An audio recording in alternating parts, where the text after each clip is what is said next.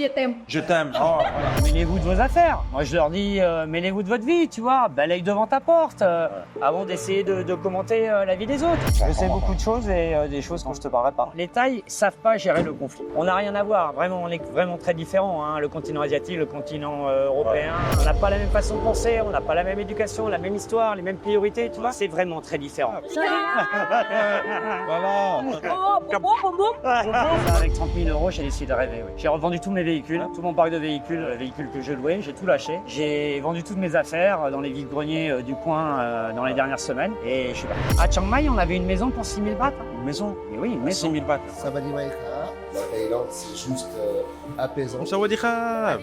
Hello, nice to meet you.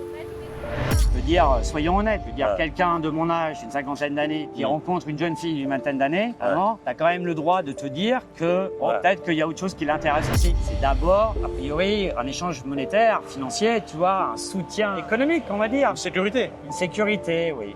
Ouais, une sécurité pour la nuit, une sécurité pour la semaine, une sécurité pour l'année. C'est chacun qui voit. J'ai eu aussi une expérience qui s'est mal terminée. Quand tu es ici, la rencontre est plus facile. L'approche est plus facile. Les gens sont beaucoup moins méfiants, beaucoup moins distants. Et je trouve ce pays extraordinaire pour ça, vraiment. Il n'y a pas ces barrières que nous, on se fixe en Europe, tu vois, en fonction de où tu travailles, combien tu gagnes. Ce que tu portes comme vêtements. De l'âge que tu as, effectivement, de à quoi tu ressembles.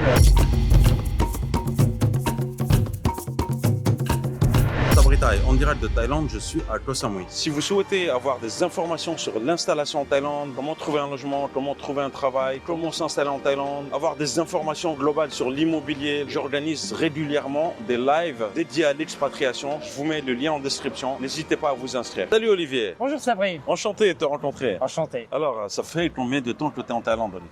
Ça fait une petite dizaine d'années déjà. 10 ans, ça fait un bail. Hein. Pourquoi tu es venu en Thaïlande? Ça fait 10 ans et quelle était ta motivation? Écoute, honnêtement, comme beaucoup de Français que tu as rencontrés par avant et qui t'en ont parlé, c'est vrai qu'au bout d'un moment, un ras-le-bol de la France, tu vois, une lassitude. On trouve plus son plaisir, on n'arrive plus à s'amuser, on n'arrive plus à prendre du plaisir dans ce qu'on fait, que ce soit dans la vie professionnelle, dans la vie personnelle, tu vois. Donc c'est un épanouissement de vie en fait, c'est ça? Tu n'étais pas épanoui, tu as fait le tour? Absolument. J'ai découvert un pays, tout d'un coup, les gens m'ont reçu avec le sourire, avec de la bienveillance, tu vois, ça a été un choc. Tu es originaire d'où en fait? Je suis originaire de Toulouse. Donc une lassitude, un ras-le-bol de la France? Complètement. Mais à quoi tu le ressentais ce ras-le-bol? Je le ressentais, tu sais, quand tu n'as plus de plaisir à aller travailler, tu sors et tu t'amuses plus, tu n'arrives plus à rencontrer les gens et tout d'un coup tu sens que ta vie change. Tu faisais quoi quand taf? Quelle était ta profession? Moi, avant, quand j'étais sur Toulouse, je louais des véhicules, des minibus en 9 places pour les particuliers. Ça marchait bien? Ça marchait très bien, ouais. D'accord. Et tu avais suffisamment de revenus pour vivre convenablement ou pas? Tout à fait. J'avais tellement suffisamment de revenus que je pouvais travailler 6 mois et du coup partir pendant 6 mois. Et c'est c'est ce que j'ai fini par faire quand j'ai découvert ce magnifique pays qu'est la Thaïlande. T'es venu la première fois en Thaïlande en vacances ou comment ça s'est passé? Oui, tout à fait. La première fois, je suis venu en vacances. Avec un ton ami. épouse?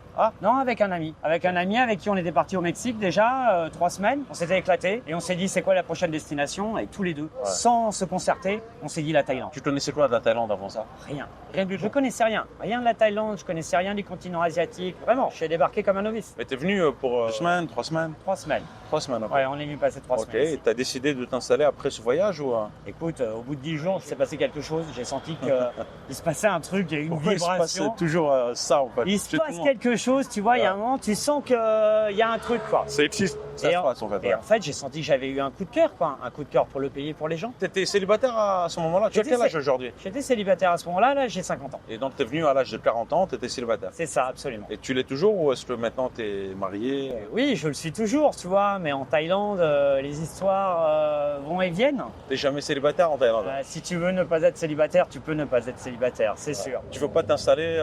Non, j'ai plus envie. J'ai déjà vécu avec 2 Thaïs. La première durant 3 ans, la deuxième durant 2 ans. J'ai plus envie de m'installer avec une Thaï, mais par contre, j'adore les Thaïs. C'est quoi? C'est un fossé culturel énorme? C'est quoi? C'est ça. La jalousie? C'est quoi? Non, c'est ce que tu dis, effectivement. On n'a rien à voir. Vraiment, on est vraiment très différents. Hein. Le continent asiatique, le continent européen. On n'a pas la même façon de penser, on n'a pas la même éducation, la même histoire, les mêmes priorités. Tu vois, c'est vraiment très différent. Donc, effectivement, la communication n'est pas la même non plus. Tu n'es pas à l'aise avec une Thaïlandaise, alors tu serais plus à l'aise avec une Européenne, une Française? Pas du tout, pas du tout. Non, encore moins. Pas du tout. Je suis plus à l'aise avec les Thaïlandaises actuellement que je l'ai été avec les Européennes. Mais c'est problématique parce que tu avant. peux pas t'installer avec. Effectivement, on a une difficulté pour communiquer, on a une difficulté par rapport à nos priorités. Ma première femme, on n'a pas été mariés, tu vois, mais on est quand même restés 3 ans ensemble. Tout s'est très bien passé au départ, c'était assez incroyable. On a passé une année de bonheur absolu. Un mariage d'amour. On n'était pas mariés, mais on vivait ensemble 24 heures sur 24, tu vois, il n'y avait jamais un mot au-dessus de l'autre. Tout du moins de sa part, tu vois. Moi, j'ai mon caractère,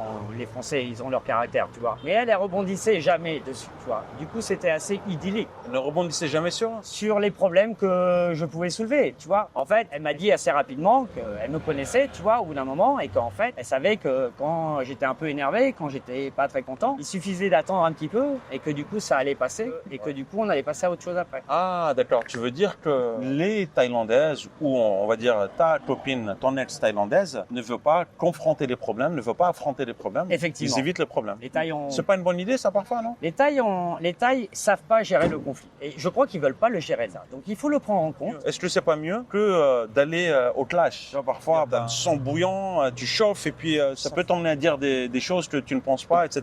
Mais les Thaïs, en fait, ils réfléchissent, voilà, le lendemain, ils laissent passer quand on n'aborde pas le problème. Ça peut se passer comme ça, effectivement. Donc, du coup, c'est une façon de raisonner très différente par rapport à la nôtre, tu vois. Ça te gêne un petit peu. C'est compliqué à gérer. Il y a un moment, tu te dis que pourquoi pas se taire, mais tu as l'impression qu'il y a des non-dits, tu vois, et qu'en fait, les problèmes sont pas résolus. Et ça va se reproduire 2-3 semaines après, c'est ça? C'est la crainte que tu peux avoir, effectivement. C'est arrivé avec l'autre personne aussi? Absolument. Mais toujours. Pour moi, c'est un fil rouge, hein, au niveau de la Thaïlande et par rapport à la population thaï. C'est quelque chose, il faut le prendre en compte. Voilà, ils ont du mal avec le conflit. Mais tu peux pas en parler? Dire à la personne, écoute, c'est un problème, j'aimerais bien qu'on en discute. Au lieu de faire la politique de l'autruche, en fait, c'est ça. C'est ça. On va se cacher dans sa chambre. C'est ça. Et on parle plus du problème. C'est ça, absolument. Et en fait, tu gardes quelque chose en toi, à l'intérieur de toi. En tous les cas, nous, en tant qu'Européens, on le garde en nous. Ça, c'est certain, tu vois. Ouais. Parce qu'à un moment, on a une insatisfaction, une frustration. Ouais. Et du coup, on la garde en nous. Alors que eux, en fait, juste, ils arrêtent le conflit à ce moment-là, tu vois, et ils passent à autre chose. Amazing Bar. Qui a trouvé le nom? C'est toi? Oui, c'est moi qui ai trouvé. Ouais, pas mal, hein, voilà. Merci. Donc, où est-ce qu'on est situé? Alors, en face aussi, tu as juste un... C'est ça. Cannabis shop aussi. Ouais, on a un cannabis shop qui est en face, on en a un autre qui est sur le côté, mais surtout, on a notre super voisin, notre merveilleux Paolo, qui a le Pepe Nero restaurant italien.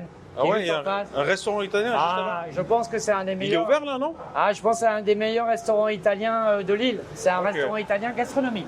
D'accord, ok, je savais même pas. Okay. Ah ouais, tu peux aller voir. Paolo, il est vraiment. Attends, mais le plus important, c'est que c'est un Seven, non? C'est pas un Seven. Non, c'est pas un Seven, c'est un Top Deli. Ah, je suis dégoûté. Ah, punaise, je pensais que c'était un 7-Eleven. Non, c'est un Top Deli, tu sais, ils ont remplacé les Family Mart. Bon, bah, en tout cas, ton bar, Amazing Bar, c'est sympa. Un petit coin pour s'installer à l'extérieur. Ok, alors on va visiter le bar. À l'intérieur. Je t'en prie. Bienvenue. Voilà. Alors, c'est sympa. Et nous avons les 2 meilleurs clients ici. Comment allez-vous? Sabadi Maïka. Sabadi Maïka. Ah. Maïkam. Toi, tu parles pas thaï du tout? Non, pas du tout, non? Ça fait combien de temps que tu es en Thaïlande? Je suis arrivé le 7 janvier, je rentrerai le 7 mai et je reviendrai le 27 mai. Alors, comment ça se passe ici? La Thaïlande, c'est juste apaisant. Pour moi, apaisant. Je suis pas un mec pressé. Alors, comment ça se passe dans le bar? Écoute, je vais rencontrer Johan, Olivier, super bas. L'Obi, elle est là. Les staffs sont super gentils. Les patrons accueillants. Elle est sur la nationale à côté de la MF. Je vous invite chez lui d'ailleurs. Et toi, tu n'as pas l'ambition, on va dire, de fonder une famille, de te poser et te marier ici? Mais j'adorais ça. En fait, j'adorais. Mais ce qui te bloque aujourd'hui, c'est le choc culturel avec une Thaïlandaise. C'est ça, absolument. D'accord. Est-ce que c'est peut-être dû à la personne? Parce que tu as des Thaïlandaises, parfois, qui sont très européanisées, un petit peu. Non? Tu as essayé de rencontrer ce type de femme? J'en ai pas vraiment rencontré dans ce type de femme. J'ai plus rencontré, en fait, les Thaïlandaises, tu vois, avec un niveau d'éducation, on va dire, plutôt médian, plutôt moyen, une communication, je veux dire, la maîtrise de l'anglais, assez approximatif. Ah, d'accord. Donc, c'est ça qui joue, en fait, un petit peu. Et tu les as rencontrés au sens d'indiscrétion? Ma première copine, avec qui je suis resté pendant 3 ans, je l'ai rencontrée dans un restaurant. J'étais allé dîner, elle était serveuse. D'accord. Voilà. Tu lui as demandé son numéro. C'est ça, absolument. Vous avez dîné ensemble. Je lui ai demandé son line, parce qu'ici, on est en Thaïlande. Tu demandes le line. C'est le WhatsApp thaï, quoi. C'est ça, ça, absolument. En Asie du Sud-Est, au Japon, et plusieurs autres pays, on utilise Line, en fait. C'est probable. Je veux bien croire, en tous les cas, en Thaïlande, c'est juste indispensable. Et vous vous êtes mis en couple assez vite ou comment ça s'est passé? Ça a pris 2 mois à peu près. Ouais, 2 mois parce que je l'ai rencontrée, elle était serveuse à la Koh Lanta. Et moi, du coup, je devais aller m'installer à Chiang Mai. Donc, je l'ai laissé finir sa saison. Et en février-mars, elle m'a rejoint après à Chiang Mai. Et à partir de là, on est restés ensemble pendant 3 ans. Alors, lorsque tu as décidé de venir t'installer en Thaïlande, tu es venu avec un budget de combien à peu près? Dans mon souvenir, j'avais à peu près 30 000. Tu t'es dit avec 30 000 euros, je vais faire ma vie. C'est ça, avec 30 000 euros, j'ai décidé de rêver. Oui. Et tu as tout lâché parce que tu avais une entreprise en France, tu as tout lâché? J'ai tout lâché. J'ai revendu tous mes véhicules, tout mon parc de véhicules, le véhicule que je louais, j'ai tout lâché. J'ai vendu toutes mes affaires dans les vides-greniers du coin dans les dernières semaines et je suis parti. Mais Olivier, c'était pas risqué ça un peu de tout lâcher comme ça? Bien sûr. Ouais. Bien sûr. C'était qui tout double. Hein. Et 30 000 euros pour toi, c'est suffisant pour démarrer une nouvelle vie ou pas? Je reçois des messages parfois qui me disent ouais, je veux tout vendre, je veux vendre ma baraque, je veux vendre ma voiture, etc. Ouais. Mais parfois, moi, je me dis, ça me ferait peur personnellement de pas avoir un matelas de secours, tu vois. Bien sûr, mais les gens ont besoin de rêver. Et c'est important de rêver. J'essaierai pas de décourager les gens. Ouais. Par contre, je les mettrai en garde quand même. Je leur dirai, renseignez-vous. Ouais. Renseignez-vous le plus possible. Ouais. Essayez de rencontrer les gens, discutez avec eux, prenez le plus d'informations possible et passez du temps dans le pays. 15 jours, 3 semaines, ça suffit pas pour connaître le pays. Hein. Ah oui? Et comprendre la mentalité. Il faudrait combien selon toi? Il faut au moins passer 6 mois dans le pays. 6 mois pour bien comprendre. Oui, pour commencer à se faire une idée. Ouais. J'apprécie beaucoup ton témoignage, Olivier, parce que tu dis que voilà, on a le droit de rêver, mais attention. En fait, la Thaïlande peut paraître un paradis de premier abord comme ça, c'est ça? Tout est facile, etc. Pendant les 2-3 semaines. Et lorsqu'on passe un peu plus de temps, là, on se rend compte que... Il peut y avoir des difficultés qu'on n'avait pas entrevues, effectivement, et que d'un coup, effectivement, les choses sont moins faciles, prennent plus de temps, ne se passent pas forcément comme on veut. C'est quoi les grosses galères que tu as eues, toi? Tu es venu avec 30 000 euros, je pense que tu as dû... T'as tenu combien avec 30 000 euros? J'ai tenu 3 ans. 3 ans avec... C'est ça. Donc, on va dire 10 000 euros par an, à peu près. Et à 2, hein. Et à 2. Donc, ça te fait quoi? 25 000. On était à 25 000 bahts de budget mensuel. 25 000 bahts de budget mensuel? Ouais, et on les tenait, ouais. Mais non. Si. Mais attends, à Chiang Mai, on avait une maison pour 6 000 bahts. Hein. Une maison? Mais oui, une maison. 6 000 bahts. Ouais, c'est ça. Ok. Combien de mètres carrés? C'était une petite maison sur 2 étages, tu vois, mais sur un étage. Ça allait faire 80 mètres carrés. Alors, c'est bien ce que tu dis. 6 000 bahts. Donc, c'est vraiment un budget à... 6 000, 7 000 peut-être. 6 000, 7 000. Ouais. C'est un budget à la taille. Vraiment. C'est un budget à la taille. Absolument. Mais c'est ma copine qui l'a trouvé. Ah, c'est elle qui l'a trouvé. Bien sûr. Mais vous étiez un peu excentré. On était légèrement excentré de Chiang Mai, oui. On était en périphérie. Mais ça devait être une bonne expérience, non? C'était une super expérience. Et donc, en fait, il vous restait 19 000 bahts à peu près. Pour quoi? Pour manger? Pour vous éclater un peu? Ah oui. On se privait pas, hein. On sortait souvent, régulièrement. 25 000 bahts. Ah oui, absolument. Il n'y a aucun problème. À Chiang Mai, tu sors dans les clubs thaï, tu sais, et où tu sors dans les bars, tu arrives avec ta bouteille, tu payes juste pour la glace, pour les softs, et tu passes une super soirée. Éventuellement, tu sors dans un club avec une bouteille, tu payes un droit de bouchon, et puis voilà, et tu fais la fête toute la nuit. Et ça va te coûter quoi? 1000 bahts. Et toi, t'es pas du genre, on va dire, à arroser, à prendre des bouteilles, etc. Non. Dans les clubs un peu touristiques, tu vois, des bouteilles à 5000 bahts. Non. Moi, je fais pas ça. J'ai pas ces moyens-là, tu vois. Je les ai jamais eus. Et je me suis jamais monté la tête à ce niveau-là. Ouais. Moi, j'ai toujours été content. On se prenait une bouteille de Samsung, tu vois, dans un club, à 2 avec ma copine, et on se faisait des amis, on rencontrait des gens, on faisait la fête, et ça durait toute la nuit. Et tu payais 27 euros, c'est ça? C'est ça. 1000 bahts. Mais par contre, à Koh Samui, moi, je vois pas ce genre de choses. Koh Samui est un endroit différent. Koh Samui, de toute façon, est un endroit touristique, donc plus cher à la base. D'accord. T'arriverais à vivre avec 25 000 bahts ici ou pas? C'est impossible. Impossible, hein? Impossible. Il faut combien à peu près, minimum? Au moins 1000 euros. Au moins 1000 euros. Hein. Ouais, je pense qu'il faut 1000 euros. Pour pouvoir vivre à 2. Hein. Ouais, pour vivre à 2, payer le loyer, payer les sorties, payer tout ce que il te faut 1000 euros. Quel conseil tu donnerais à quelqu'un qui aimerait s'installer en Thaïlande? Tu vois, tu as des gens aussi qui, comme tu dis, rêvent de venir en Thaïlande, mais rêvent aussi de rencontrer la bonne personne. Quel conseil tu donnerais? De prendre son temps. Même de prendre son temps. De pour pas venir ici ou pour rencontrer la personne? Non, il faut venir ici, bien sûr. Il n'y a pas à hésiter. Ouais. Si tu connais un peu ce pays et que tu as eu ce coup de cœur, il faut venir, il faut profiter, tu vois. Ouais. Mais une fois que tu es là, il faut savoir se calmer aussi, il faut savoir raison garder. Il y a un moment, tu as le droit de rêver. Ouais, tu as le droit de rêver, mais tu as le droit de te dire aussi qu'il y en a d'autres qui rêvent de leur côté, tu vois. Peut-être que les personnes que tu vas rencontrer n'ont pas forcément les mêmes envies, les mêmes objectifs que toi dans la vie. C'est-à-dire? Je parle notamment des filles, hein, évidemment, hein, ouais. Du coup, parce que... Ah, d'accord. Elles qui rêvent de rencontrer un étranger, bien il y en a beaucoup ça ou pas? Oh, énormément. Comment tu arrives à faire la différence entre une personne qui veut une vraie relation avec toi et une personne qui, on va dire, est intéressée? Déjà, ça dépend comment tu as rencontré la personne. L'endroit où tu auras rencontré la personne, le moyen par lequel tu auras, le média par lequel tu auras rencontré la personne est important, évidemment. Quels sont les moyens que tu déconseilles alors? Je déconseille pas de moyens, honnêtement. Ouais. Parce que du coup, je veux dire, il y a les médias, il y a les networks, tu vois, et puis il y a les endroits ici, il y a les restaurants, il y a les bars, il y a les clubs.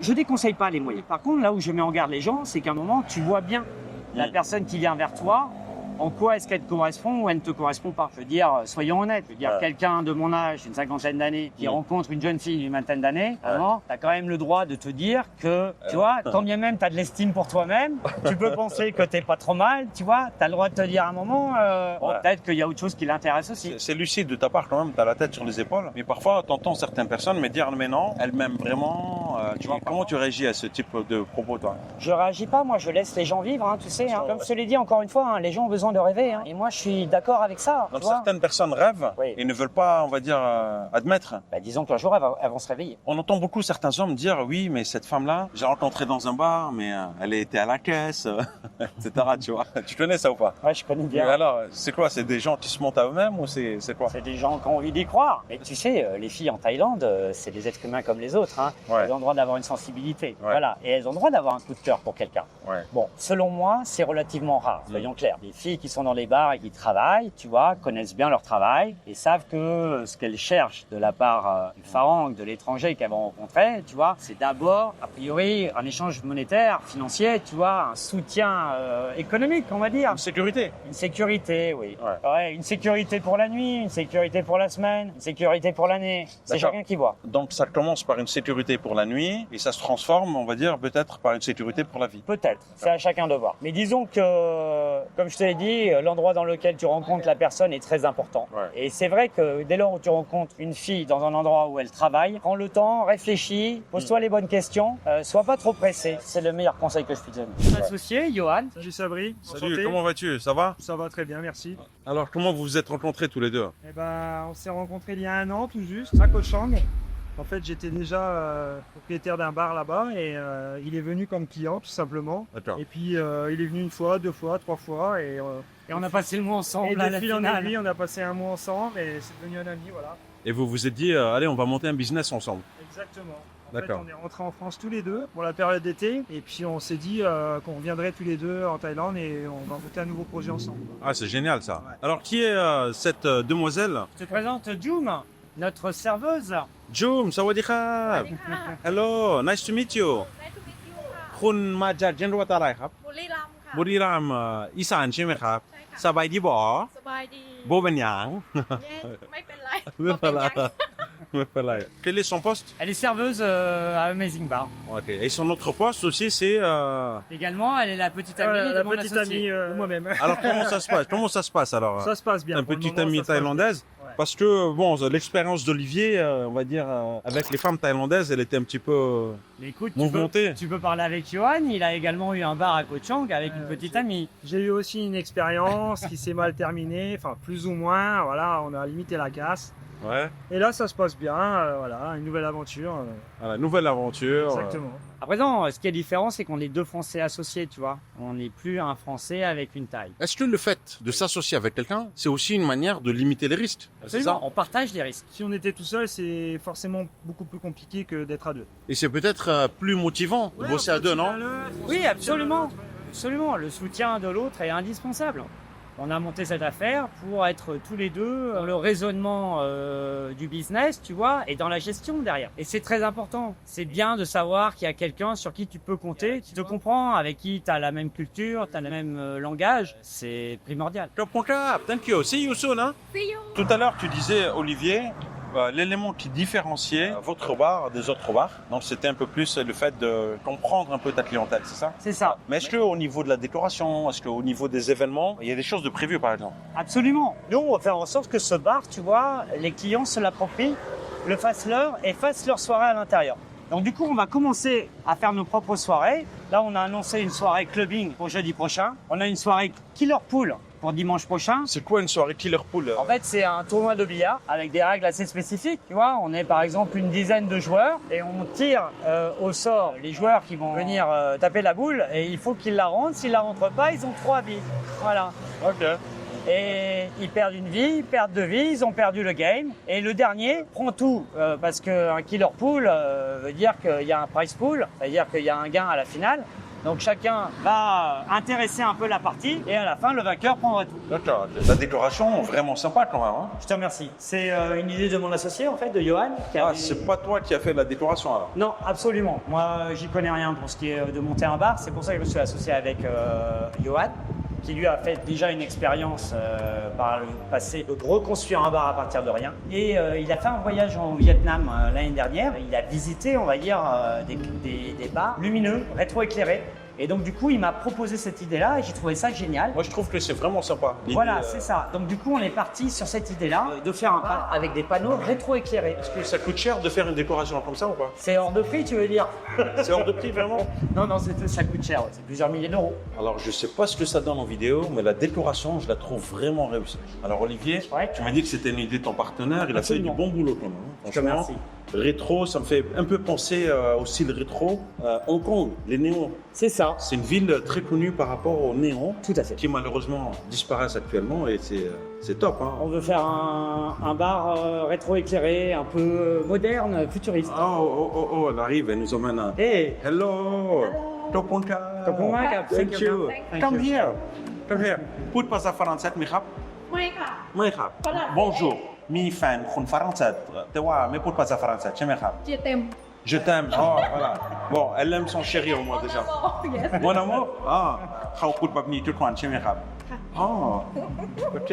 Donc son chéri, voilà, Johan, qui lui dit je t'aime mon amour tous les jours, c'est ça? ต้องพูดเหมือนกันใช่ไหมครับ Je t'aime mon chéri. เจียเต็มโมเซลิ Voilà, elle te dira je t'aime. ขอบคุณค่ะ Thank you. Chin chin. Ching, à la tête. Ouais. N'hésitez pas en tout cas à leur rendre visite. Voilà, très sympathique. Et puis, je pense que ça fait une dizaine d'années que tu es là, tu as pas mal d'histoires à raconter. Absolument. C'est aussi du partage d'expérience en fait. Hein. Vous venez prendre un jus d'orange ou un jus d'ananas comme moi ou ce que vous voulez, ça vous regarde. Et on n'est pas très loin de Fisherman. On est à 2 minutes après Fisherman, juste après le virage en direction de Ménam. Est-ce qu'il y a possibilité ici de faire des rencontres, de rencontrer sa future femme? Peut-être. Ouais, absolument, si tu viens avec. Ah, si tu viens avec, il faut venir avec. Mais je pense que ceux qui vont venir te rendre visite, c'est qu'ils espèrent la rencontrer ici. Absolument. À ce moment-là, ils rencontreront les autres clients qu'on aura dans le bar. Et en fait, je veux dire, ça, c'est une des choses que moi, j'aime faire. Et c'est ce pourquoi je fais ce métier et ce pourquoi j'ai eu envie d'ouvrir un bar. C'est pour que les gens viennent et se rencontrent. C'est ça l'idée, en fait. Que les gens viennent avec leur histoire, avec leurs besoins. C'est un bar de leurs rencontre. envies. C'est un bar de rencontre. Absolument, c'est Voilà, ça. ok, c'est On un peut bar le de dire comme rencontre. ça. C'est Ok. un bar de rencontre. Voilà, c'est pas un bar à filles, c'est pas ce que vous pensez. C'est un bar de rencontre festif. Voilà. ok. Là, on a coupé la musique parce qu'on est en interview, mais on a des soirées Oui, tous les soirs. Petite précision importante, on a coupé la musique tout simplement parce que s'il y a de la musique, ça ne passe pas sur YouTube. Pour des problèmes de droit. Mais sinon, on a des soirées tous les soirs et en fait, on accueille nos clients. C'est leur bar. Ils feront leur bar. Une fois qu'on a fermé C'est la votre porte. bar. Tout à fait. Tout à fait. C'est le bar des clients. Une fois qu'on a fermé la porte, plus personne ne nous entend autour. On peut monter le son autant qu'on veut. Ça ferme à quelle heure ici? On ferme à 2 heures, on va dire, dans le texte. Après, dès lors où on a des clients, on garde les clients jusqu'à ce qu'ils partent. Franchement, le jus d'ananas, excellent. Hein? Je te remercie. Toponka, Palaimak. Lors de ton expérience à Copenhague, est-ce que tu as eu des galères? Je sais pas, du temps où je louais des scooters pour les Farangs quand j'étais sur l'île et que j'ai eu droit à une Française qui m'a fait tout un sketch parce qu'elle avait eu un accident avec mon scooter et qu'elle m'a laissé entrevoir que mon scooter n'avait pas été bien entretenu. Le problème qu'elle a eu, c'est que moi j'ai loué parce que j'avais une copine taille, tu vois, et que du coup c'est elle qui gérait le business. Ça s'est résolu assez rapidement, hein. Nous, nos scooters, enfin voilà, moi je suis français, je suis très carré, tu vois, et quand je fais un business, c'est carré. Donc si je loue un scooter, les pneus sont en bon état, les freins sont en bon état. À partir de là, elle a commencé à vouloir discuter et donc du coup, je l'ai laissé discuter avec ma compagne, qui était également ma partenaire taille. La police a fini par s'en mêler. Eh oui, il a fallu que la police vienne puisqu'elle est allée voir la police. Qui a eu raison, qui a eu tort? Qui a quelque chose, Ouais. ça a été ma compagne. La Française a fini par payer, je suppose. Absolument, tout à fait. Elle a D'accord. fini par payer pour les réparations. Et pour le préjudice aussi, je pense aussi. Un petit Non, elle n'a pas payé pour le préjudice parce que moi je suis pas comme ça en fait. Et quand j'ai loué des scooters très rapidement, j'ai été complet, j'ai envie de dire sold out, rent out. Tu vois, c'est parce que aussi je ne prenais pas d'argent sur les accidents qui pouvaient se produire dans le cadre de la location. peu. D'accord. Voilà, c'est un fait assez exceptionnel. Hein. Olivier, tu as passé une dizaine d'années en Thaïlande, mais j'ai l'impression que tu as plusieurs vies en Thaïlande en fait. C'est ça. Donc tu louais des scooters. Là aujourd'hui, donc tu es propriétaire d'un établissement. Donc c'est un bar, hein, c'est ça? C'est un bar et j'ai également eu un bar durant 2 ans à Copenhague. D'accord. C'est consistait en quoi ce bar? Clairement, c'était un bar dans une zone de bar à filles. Donc il y avait des filles. Donc il y a eu des filles. Alors est-ce que tu étais à Papasan, Mamasan, Papasan? Non, j'ai pas fait ça en fait, parce que si j'ai repris le bar, c'est parce que j'ai rencontré d'abord la propriétaire, la gérante. Qui est devenue ta chérie? Qui est devenue ma chérie. Ça a été 2 années assez mouvementées. Elle parlait pas forcément très bien l'anglais. Elle n'avait pas d'expérience dans ce milieu-là. Elle n'était pas du tout dans le milieu de la nuit? Non, pas du tout. Pas du tout. Okay. Comment on arrive à switcher de business comme ça, tu vois? C'est-à-dire qu'on s'improvise du jour au lendemain boulanger, on s'improvise restaurateur, on s'improvise patron de bar. Alors, d'un côté, c'est bien, tu vois, parce qu'on ose. Mais de l'autre côté, il y a certaines personnes qui s'interrogent. Mais oui, mais... Je pense quand même qu'il y a des corps de métier où il y a un savoir-faire qui est indispensable à la base. La boulangerie, par exemple. Oui, voilà.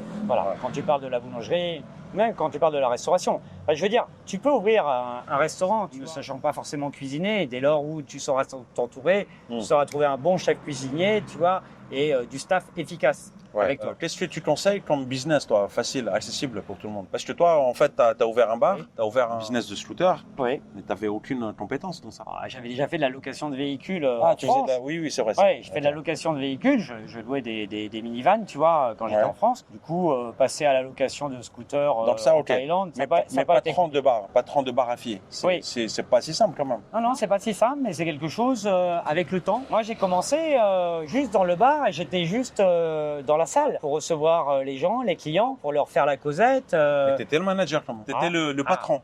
Pas dès le départ, hein. Ça a pris du temps. Hein. Tu sais, quand j'ai rencontré mon amie, elle avait son bar, tu vois, et c'est elle qui était derrière le comptoir. Hein. Moi, j'avais pas à passer derrière le comptoir. J'avais pas de compagnie, j'avais pas de permis de travail. Tu vois, c'est quelque chose que tu peux pas faire. Il faut faire attention. Il y a quand même des lois, des réglementations. Donc moi, au départ, j'étais juste là en salle, en tant que petite amie, tu vois, pour l'aider, pour éventuellement permettre que la communication soit plus aisée entre elle et les clients, ou entre les clients et le staff. Ça a commencé comme ça. Tu devais aussi parfois t'occuper des problèmes des filles avec clients, etc. Non, ça c'est quelque chose que j'ai très rapidement laissé à mon ami. Parce qu'en fait, tu vois, moi j'ai jamais voulu ouvrir un bar à filles.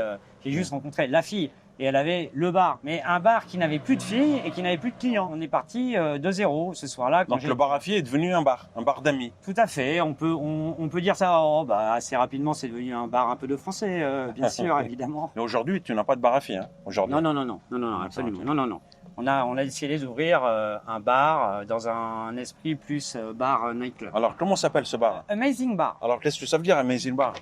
Le bar incroyable. Le bar incroyable, ok. C'est ça. Alors, qu'est-ce qu'il y a d'incroyable dans ce bar? Ce qu'il y a d'incroyable dans ce bar, c'est l'ambiance qu'on a décidé de mettre à l'intérieur. C'est-à-dire que vraiment, je pense qu'on fera la différence, je l'espère, avec la qualité de service qu'on proposera à nos clients, tu vois. Ouais. Dès lors où c'est les gens qu'on va recevoir, avec qui on va avoir un échange. Moi, je sais que de mon expérience de 25 ans d'entrepreneur en France, j'ai un contact clientèle qui est plutôt facile. Quand tu vois arriver des gens en couple, tu sais assez rapidement, tu vois, s'ils ont envie de rester entre eux ou s'ils ont envie de discuter, s'ils ont besoin de conseils, de choses comme ça. Et donc, du coup, c'est ce qu'on apporte. C'est le petit plus supplémentaire qu'on va réussir à donner aux gens qui vont venir nous voir. C'est très bien. Alors, si on ouvre un business, en fait, il faut toujours se différencier. Apporter quelque chose qui n'existe pas ailleurs, en fait. C'est ça. Sinon, ça n'a aucun intérêt de copier. C'est ça, absolument. Ouais. Et nous, ici, on a trouvé un lieu qui est complètement isolé. On n'a pas de voisins autour, tu vois. On ferme la porte et on peut mettre le bordel. Alors, l'avantage, moi, tu vois, vu que je suis, on va dire, extérieur, je trouve que c'est assez local, en fait, ici. Oui. Ça, c'est pas mal. Parce que c'est vrai que lorsque tu es sur la Chaweng Road, t'as un petit peu, t'as que des étrangers, etc.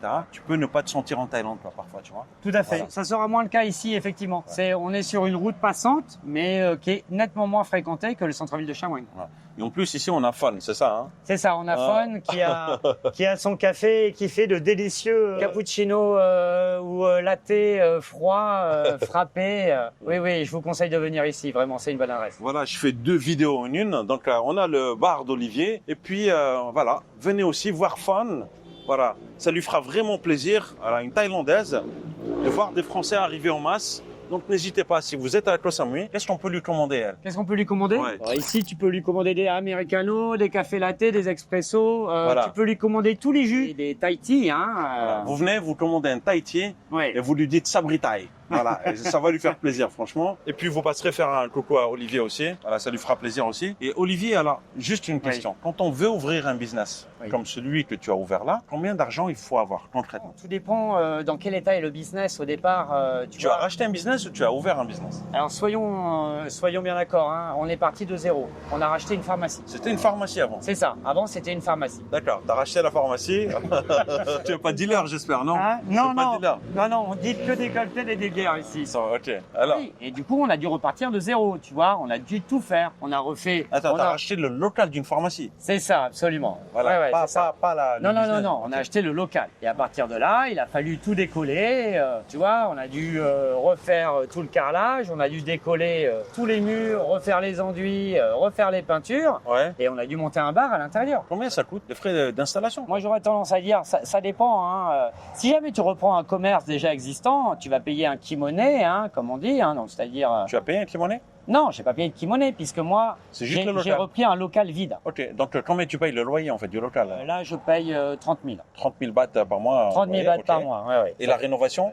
Disons que ça a coûté pas loin d'1 million d'euros. 1 million d'euros la rénovation? Et oui. Ah oui, mais attends, c'est pas que la rénovation, parce que on va le voir dans quelques instants, le billard, la décoration, Absolument. c'est ça. Ah oui, d'accord. Absolument. On a tout refait à l'intérieur. Donc, Hein. oui, il faut au moins. On a monté un bar, on a réenduit les murs, on a reconstruit le lieu. Hein. On a fait énormément de déco à l'intérieur, tu vois. Et puis bon, j'inclus également la création de la compagnie, évidemment, et toutes les démarches derrière avocat, administratives etc. ok. pour être pour être en règle Ouais. avec la loi, les licences d'alcool, les licences de vente de cigarettes, Ouais. le permis de travail et compagnie. Hein. Donc il faut compter à peu près 25 000 euros. Ouais, je dirais qu'il faut partir à peu près là-dessus pour le business, hein, et tout en se gardant toujours une marge de sécurité derrière, Ouais. parce que bien évidemment, tu n'es pas assuré de la réussite de ton entreprise. Et je ne vous le souhaite pas, mais si ça ne marche pas, Oui. est-ce que tu as un plan B? Ah, il faut toujours en avoir, bien sûr. Ah ouais, bien sûr. Donc, Moi, comme mon partenaire, on n'est pas des rentiers, on n'est pas riches. Si à un moment, effectivement, dans le temps,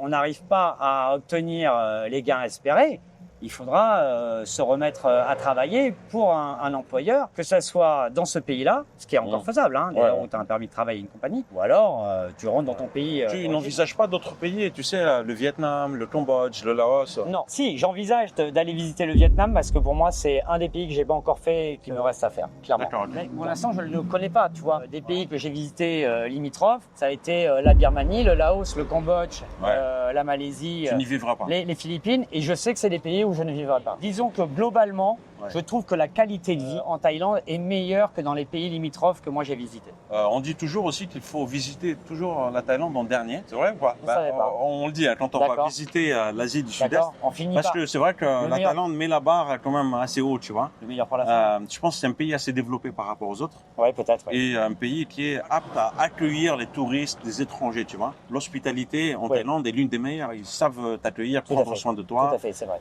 L'hôtellerie, enfin dans plein de domaines. Hein. Et le quartier alors, qu'est-ce que tu peux nous dire du quartier ici? Sympa, non? Le quartier est calme, hein. Le quartier est très tranquille, hein. C'est aussi pour ça qu'on l'a choisi. Ici, on peut faire ce qu'on veut. Nous, on a un bâtiment qui est isolé. On n'a pas de voisins directs. Où est-ce que tu vis? Moi, je vis sur la plage. Tu vis sur la plage? Je vis sur la plage à 800 mètres derrière. Tu vis dans une tente? non, j'ai un magalo. Dans Magano, combien tu payes le loyer? Je paye 8000 bahts. 8000 bahts? Ouais. Mais tu vis vraiment à la taille en fait. 8000 bahts, c'est très abordable. Quand j'ai dû trouver un logement, j'ai été le visiter avec une amie thaï. Et tu vis seul là en ce moment? Oui, je vis seul en ce moment. D'accord, ok. Parfois, il y a des gens qui tombent facilement amoureux aussi. Est-ce qu'il faudrait les mettre en garde ou pas, ces gens-là? Est-ce que peut-être que ces personnes-là, pendant toute leur vie, en France, en Belgique ou ailleurs, ils n'ont jamais ressenti une telle attention? Voilà, Ouais. tu es attirant, tu as du charme. Ouais. Est-ce que c'est ça qui les fait tomber dans le panneau, certains ou pas? Bien sûr, mais l'amour, c'est un sentiment très fort, tu vois. Comment tu veux raisonner quelqu'un qui est amoureux, qui se croit amoureux? Tu peux pas. Ouais. Tu peux pas raisonner la personne. Tu lui laisses vivre sa vie, son histoire, tu vois, jusqu'au moment où à un moment, il va trébucher, il va te faire un petit peu mal, peut-être, tu vois, il va peut-être commencer à se poser des questions. Alors là, à ce moment-là, tu vois, peut-être que tu peux aller le voir pour lui dire, tu vois, peut-être que réfléchis à ce qui s'est passé, pose-toi les bonnes questions, peut-être qu'il est temps de prendre de la distance, peut-être qu'il est temps d'arrêter une relation, Il n'y a pas d'autre choix, on est obligé de trébucher, tu es obligé de tomber. je pense. Parce que t'as beau essayer de raisonner quelqu'un, en fait, il ne t'écoutera pas. Ça t'est déjà arrivé, ça? Oui, bien sûr. T'as déjà... Ah mais moi je suis un sentimental, moi. Je suis un amoureux, moi. Je suis tombé amoureux toi plusieurs tu es fois. tombé, je parlais de tes amis, mais ok, ça t'est arrivé à toi aussi alors? Ah mais moi ça m'est arrivé également. Tu oui, tombes bien sûr. amoureux facilement ou pas? Ça m'arrive. Ok. Le petit chien, attention. Il y en a quelques-uns avec la queue en tire-bouchon. Ouais. Il y en a un autre juste là aussi. Voilà, c'est ça. Qu'est-ce qu'il y a, petit chien? Qu'est-ce qu'il y a, hein? Tu nous laisses finir la vidéo. Ah, si tu commences à les toucher, après c'est fini. Ouais, c'est fini, voilà. Le chien veut faire partie du reportage. Allez. Alors, pourquoi t'es en Thaïlande? Dis-moi, qu'est-ce que t'es venu faire? T'es venu monter un bar ici? Ouais. Alors Olivier, donc qu'est-ce qui te fait tomber amoureux? Qu'est-ce qu'elles ont, les Thaïlandaises, de plus? Elles ont du charme. Elles ont énormément de charme. Leur sourire, leurs yeux, leur regard, tu vois. Leur attention, hein. Elles savent s'occuper de toi, hein. Elles savent ce que c'est que take care. Et ça, elles le font bien. Ah, je peux te le dire. Moi, ma première amie, je suis resté avec elle pendant 1 an. J'ai jamais vécu ça avec une Européenne. Jamais. Ouais. Tu vois. Et j'en ai eu beaucoup des copines en Europe. Ça veut dire quoi? Que les Européennes sont négligentes, les Françaises sont négligentes? Ou est-ce qu'elles ne sont pas suffisamment attentionnées? C'est quoi en fait? Qu'est-ce qui pousse autant d'hommes à choisir les Thaïlandaises? Je veux pas pointer du doigt, tu vois, les filles européennes. Je veux dire, c'est contextuel pour moi. On vit une époque qui change très rapidement, tu vois.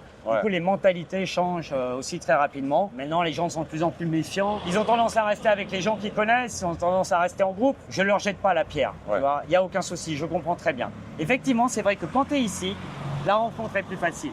L'approche est plus facile. Les gens sont beaucoup moins méfiants, beaucoup moins distants. Et je trouve ce pays extraordinaire pour ça, vraiment. Il n'y a pas ces barrières que nous, on se fixe en Europe, tu vois, en fonction de où tu travailles, combien tu gagnes. Ce que tu portes comme vêtements. De l'âge que tu as, effectivement, de à quoi tu ressembles, effectivement. Des fringues de marque ou pas. Ça, ici, ça n'existe pas. C'est quoi? C'est la tolérance? C'est quoi? C'est l'ouverture d'esprit? Tout à fait. Oui, je pense, c'est le bouddhisme. Je pense que ça vient de là. Qui, du coup, leur a inculqué des valeurs que nous, on a perdues. Qu'est-ce que tu répondrais aux personnes qui se disent, ouais, mais ils vont en Thaïlande parce que, en fait, en France, il peut rien choper? Tu vois, on entend souvent ça. Oui, Oui, mais ce mec-là, de toutes les façons, avec sa gueule, il pourrait avoir personne en France, donc il se barre. Et ça, je l'ai vu parfois en dessous des commentaires de mes vidéos. Moi, je leur dis, mêlez-vous de vos affaires. Moi, je leur dis, mêlez-vous de votre vie, tu vois. Balaye devant ta porte avant d'essayer de commenter la vie des autres. Moi, tu vois, pour moi, les gens déjà qui partent, tu vois, qui osent partir. C'est déjà une réussite déjà ou pas? Oui, pour moi, c'est déjà une preuve de caractère. Pour moi, c'est une qualité déjà. C'est un courage qu'ils ont à un moment. Tu vois, ils se prennent en main, ils se disent, allez, j'y vais, quoi. Et rien que pour ça, pour moi, je trouve que c'est respectable. Moi, je suis d'accord avec toi parce que partir à 11 000 km, laisser tes amis, laisser ta famille, faire fi de plusieurs avantages aussi qu'en France, etc. La santé, etc., donc tu repars à zéro. La retraite, c'est compliqué. En fait, je pense que c'est quand même une preuve de courage. C'est qui ça? C'est mes clients, ils s'en vont. Ah ouais, va leur dire bye bye. Il faut que je leur dise au revoir. You go! Why you go? Sawadee krap. Voilà.ไปไหนมา drink boire drink อะไรดื่มอะไร ไม้ไทยค็อกเทล อ๋อมวยไทยก็ไปไหน อร่อยไหมอร่อย boum Have a good night, see you later. good night ฟันดีนะครับ ça c'est des clients tout à l'heure. Oui, en fait, Faune, elle a le coffee shop qui est la coffee shop qui est juste derrière. Ouais, tout à fait. Et elle a le café qui est ici, qui est juste derrière. Alors c'est quoi comme café? Tu peux décrire un petit peu? Ah, écoute, c'est un café. Elle te fait des thés froids, elle te fait des cappuccinos froids, elle te fait des jus également, des cafés latte, des cafés mocha. Ah, c'est vraiment sympa ça. Ok. Oui, très très sympa. Ouais, bah, c'est sympa. Et puis c'est climatisé. On en parlera un peu plus tard, mais de toutes les façons, lorsque vous allez venir rendre visite à Olivier, qui a un établissement juste là. Ok, et le café est là, donc vous viendrez les voir tous les deux, Faune et Olivier, ça peut être sympa. Alors avec plaisir, si j'ai des conseils à vous donner, ici vous êtes dans un quartier, voilà, il y a effectivement le bar que l'on vient d'ouvrir, il y a ce fameux café, et juste derrière vous avez un restaurant, c'est le meilleur restaurant du coin. Ah, c'est génial ça, ok. Voilà. Tout répondu aux personnes qui disent, tiens, il s'installe, il est en Thaïlande, il vit sa life, il est en train de rêver, il est en train de kiffer sa vie, mais au premier pépin de santé, il va revenir en France se faire soigner. Et moi je leur dis qu'il a raison. Il a raison de revenir en France se faire soigner? Et bien sûr, qu'il profite. Bye bye, Faune, bye bye, have a good night. Bah, Faune, elle veut pas nous laisser finir le reportage avec Olivier. C'est sympa, franchement, moi j'aime bien le coin. Voilà, c'est pas très touristique. Non. C'est pour avoir un petit coin de détente. Moi, je trouve que c'est assez sympa, tu vois. Je te remercie, ça me fait plaisir. Alors, ils ont raison, tu disais? Oui, je leur dis, ils ont raison, bien sûr. Ils ont des droits qui courent, tu vois. Mais quand tu vis en Thaïlande, plus de 6 mois, c'est-à-dire que tu dépends de la Thaïlande, en fait. Ça veut dire que tu perds tes droits en France. Là, ce que tu me dis, en fait, c'est dans les textes, hein. C'est dans les principes. Hein. Il y a les lois, à un moment, il y a ce qu'on en fait aussi, hein. Soyons clairs. Oui, mais un mec qui habite là, par exemple, depuis 2-3 ans, il n'a plus la sécurité sociale, la carte vitale. Il est supposé se faire soigner ici. En principe, il l'a plus. En principe, il l'a plus. plus. Mais en Bien fait, sûr, mais il peut garder une adresse, une domiciliation en France. Hein. Je veux dire, je suis sûr qu'il y en a beaucoup qui le font. Ok. Moi, là où j'attirais un peu plus ton attention, c'est que ces personnes-là, quand elles mettent des commentaires, le mec va revenir se faire sonner. Ça sous-entend qu'en Thaïlande, nous n'avons pas d'hôpitaux développés. Il n'y a pas de médecins, qu'il n'y a pas de pharmaciens, qu'il n'y a pas de médicaments, etc. Ouais. La médecine est très développée en Thaïlande. Et je pense que tu le sais déjà. Absolument. Voilà. Je peux en témoigner. Voilà. Ouais. Il suffit juste d'avoir une assurance. Tout à fait. Ouais. Je peux en témoigner pour avoir déjà eu des accidents de scooter, des choses comme ça. Ouais. Que ce soit à Chiang Mai, que ce soit à Buriram où j'ai vécu aussi, Koh Phangan où j'ai vécu. Ah, t'as vécu à Copenhague aussi? Oui, j'ai vécu à Koh Phangan durant 3 ans. On pourra en reparler plus tard. J'ai eu un bar là-bas pendant 2 ans. Ah oui, tu sais quoi, pourquoi on va en parler plus tard maintenant? Alors pourquoi on dit qu'il y a beaucoup de gens perchés là-bas? Oui, parce qu'il y a peut-être plus de soirées, on va dire un peu boum boum, plus qu'ailleurs. Mais c'est quoi une soirée boum boum? Une soirée boum boum. Une soirée qui commence vers 10, 11 heures, minuit et qui se finit au petit matin, tu vois. C'est ça, une soirée boum boum? Sur la plage, dans la jungle, sur fond de musique électronique, techno, house. C'est ce qu'on appelle une soirée boum boum. C'est ce que moi j'aurais tendance à appeler une soirée boum boum. Mais ça n'a rien à voir avec le massage boum boum, hein. Non, je te parle de boum boum au niveau musical, au niveau du beat. D'accord. Voilà. Moi je connaissais les massages. Tu vois. Non, Ça n'a rien à voir là. non, je te parle du boum boum du son. Et bon, là-bas, t'as les Full Moon, t'as les Half Moon, t'as les Black Moon, t'as les Jungle Experience, t'as Samsara, t'as Mountain. Qu'est-ce que c'est que les Mountain. Jungle Experience? Un des plus gros festivals de l'île Ouais. qui a lieu tous les mois dans la jungle. Et ça consiste en quoi? Alors en fait, c'est un des festivals payants de l'île. Je saurais plus te dire, mais je pense que c'est aux alentours de 600 bahts l'entrée, quelque chose comme ça. Ouais. Et après, à l'intérieur, tu as plusieurs zones de plusieurs ambiances. Pour boire, fumer. C'est ça. Il y a c'est des ça. drogues aussi, non? On est en Thaïlande, tu sais. En Thaïlande, je pense que tout le monde comprend assez rapidement que tout est possible en Thaïlande, même si tout n'est pas permis. Tu parles un petit peu de zone grise, non? C'est ça? Un petit Absolument. peu, c'est ça. On peut même parler de zone noire ou des zones rouges, si tu veux. Oui, d'accord. Oui, clairement. Okay. Je pense que, oui, tu as passé 2-3 ans là-bas. Je pense que tu sais énormément de choses que ceux qui n'y vivent pas ne savent pas du tout. Je sais beaucoup de choses et des choses dont je te parlerai pas. Ah oui. C'est quoi, comme quoi, par exemple? La face cachée de la carte postale. Sans rentrer dans le détail, c'est-à-dire? Oui. C'est-à-dire qu'ici, on est quand même dans des endroits touristiques Ouais. où l'argent est roi, tu vois. Ouais. Donc à partir de là, une fois que tu as conscience quand même que les gens qui sont ici, qui résident ici, la plupart, il y en a qui sont des nomades digitales et qui vont réussir à trouver un moyen de rémunération autre. Mais la plupart sont ici, ils vont avoir un commerce, vont travailler ici, tu vois. Et l'argent est important. L'argent résout tout, Olivier, en Thaïlande? Non, l'argent ne résout pas tout, mais il résout beaucoup de choses, il est vrai. Beaucoup de choses. Tout à fait. Bon, alors en tout cas, moi je vous souhaite une bonne réussite. Très merci. J'espère que ça va marcher. Est-ce que tu stresses? T'es dans quel état d'esprit là? Non, je ne stresse pas, tu sais, moi j'ai 50 ans, j'ai 25 ans de métier d'entrepreneur derrière moi. On le sait, quand tu montes une affaire, tu prends des risques, tu vois. Là, vous êtes ouvert depuis combien de temps à peu près? Oh, ça fait 8 jours qu'on est ouvert. Que 8 jours, hein? Oui, ça fait que 8 jours. Donc le fait qu'il n'y ait pas trop de clients, vous n'êtes pas très inquiet par rapport à ça? Non, on va organiser des événements régulièrement. Là, jeudi prochain, on a une soirée clubbing de prévu. Tous les dimanches, on a un killer pool qui s'organise ici à Amazing Bar. On aura régulièrement, toutes les semaines, des soirées à thème. Ouais, c'est très bien. Donc il y a quand même un plan marketing de prévu.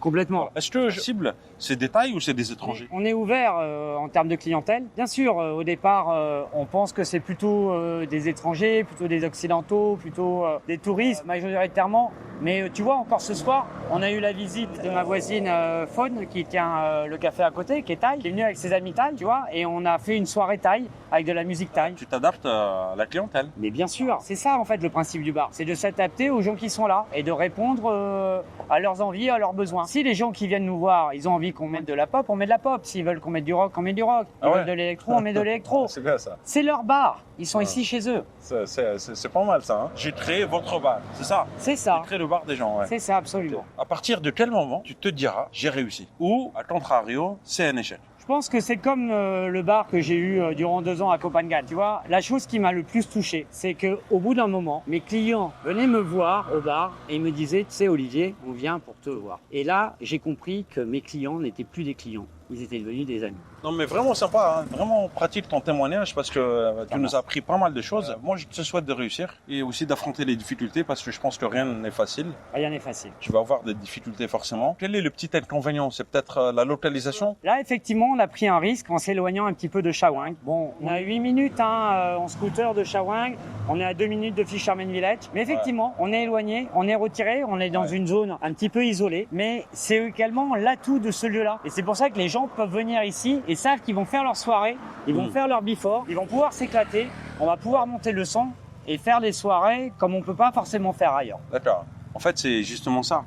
Quand on lance un business, en général, il y a une règle, c'est localisation, localisation, localisation. On le dit 3 fois, tu vois, pour montrer l'importance. Oui, oui. Vous avez quand même une stratégie différente. Vous êtes un peu plus excentré, donc tu payes un peu moins de loyer. Et puis, c'est une autre ambiance, en fait. C'est beaucoup moins touristique. C'est ça, absolument. C'est moins touristique, c'est moins fréquenté. Mais par contre, ici, vous pouvez faire ce que vous voulez. C'est ça le but. Olivier, merci beaucoup pour ton partage d'expérience. Je te remercie, Sabri. C'est très gentil de ta part. Et si j'ai pu aider tes auditeurs, c'est avec grand plaisir. J'espère que vous avez apprécié cette vidéo. N'hésitez pas à vous abonner à la chaîne, à me suivre sur Instagram. Prenez soin de vous et je vous dis à très bientôt. Ciao, ciao.